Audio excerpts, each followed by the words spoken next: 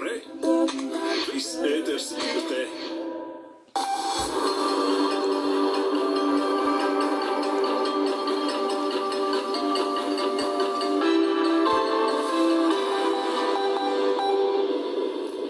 Labvakar, laika ziņās.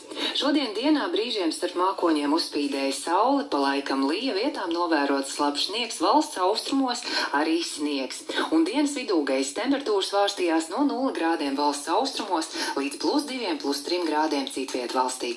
Par to, kāda laikapstākļi gaidāmi tuvākajā diennaktī. Tad šonakt un arī rītdienā debesis lielākoties būs apmākušās un daudz viet ir gaidāmi nokrišņi. Gan lietus, gan arī slapjš sniegs un arī sniegs. Naktī un arī rītdienā jārēķinās, ka uz atsevišķiem autoceļiem veidosies aplidojums un tie var būt slideni. Naktī gaisa temperatūra valsts lielākajā daļā būs robežās no 0 līdz -1, -2 grādiem, piekrastē +1, +2 grādi un valdošais būs mērens līdz piekrastē brāzmēns ziemeļrietumu vējš.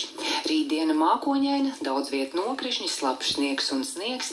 Dienā valdošais būs mērens ziemeļrietumu vējš un dienā gaisa temperatūra valsts rietumu un centrālajā daļā +1, +2 grādi, valsts austrumos tās vārstīsies ap 0. Rīgā naktī un arī dienā debesis lielākoties būs apmākušās un ik pa laikam ir gaidāms slapjš sniegs un lietus. Un gaisa temperatūra naktī un dienā +1, +2 grādu robežās. Tas laika ziņās arī viss, lai jums jauks vakars kopā ar Latvijas televīziju. Paldies!